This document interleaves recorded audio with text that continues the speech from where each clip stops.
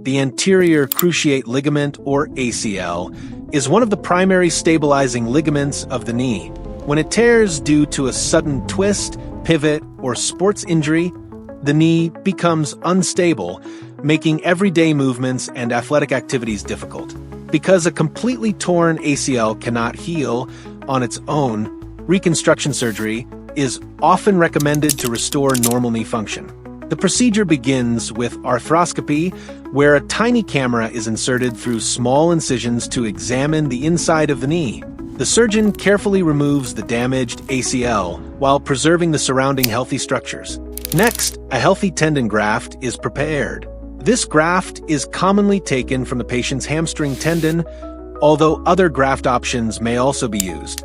The tendon is folded into a strong multi-strand graft and reinforced with specialized sutures to provide the strength needed to function as a new ligament.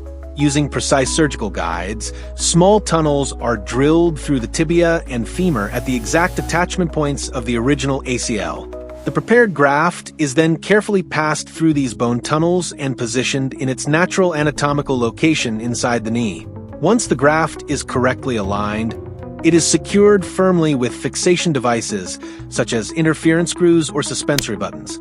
The surgeon then tests the tension and stability of the new ligament, ensuring smooth knee movement and proper joint alignment before completing the procedure.